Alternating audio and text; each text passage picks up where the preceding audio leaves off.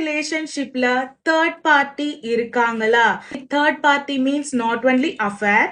இது வந்து third party ஃப்ரெண்ட்ஸா இருக்கலாம், ஃபேமிலியா இருக்கலாம். இந்த பர்சன் வேண்டான்னு இன்ஃப்ளூயன்ஸ் பண்ற யாராக இருந்தாலும் உங்க ரிலேஷன்ஷிப்புக்குள்ள வர மூணாவது நபர் யாராக இருந்தாலும் அவங்க தேர்ட் பர்சனாக consider பண்ணப்படுறாங்க.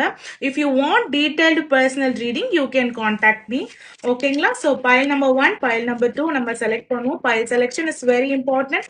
Take your time, deep inhale and exhale எடுங்க. உங்க பைல்ஸை செலக்ட் பண்ணுங்க.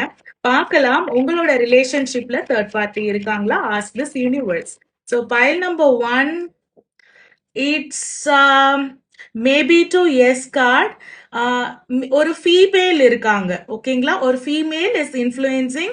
ஒரு ஃபீமேல் வந்து டிவைன் ஃபீமேலாக இருக்கலாம். பிகாஸ் இவங்க டிவைனா இருக்கிறதுனால தான் உங்க பர்சன் போயிட்டு அவங்க கிட்ட கைடன்ஸ் கேட்டு அந்த கைடன்ஸ் எடுத்துட்டு வந்து உங்களுடைய ரிலேஷன்ஷிப்ல இன்ஃப்ளூயன்ஸ் பண்றாங்க. ஓகேங்களா?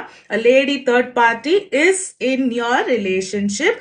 அது வந்து அஃபேரா கிடையாது, ஜஸ்ட் அ கைடன்ஸ் கொடுக்குறாங்க. So file number 2, pile number 2ல 9 of cups is reverse. 9 of cups reverseல there is a love affair is going on between your relationship. Third party இருக்கலாம். It's a yes card. So இந்த details உங்களுக்கு கிளியரான personal reading வேணும்னா மறக்காம என்ன follow பண்ணிக்கோங்க. Personal reading அப்பாயின்மெண்ட்டுக்கு என்ன contact WhatsApp பண்ணிக்கோங்க. தேங்க்யூ ஃபார் வாட்சிங். பாய்.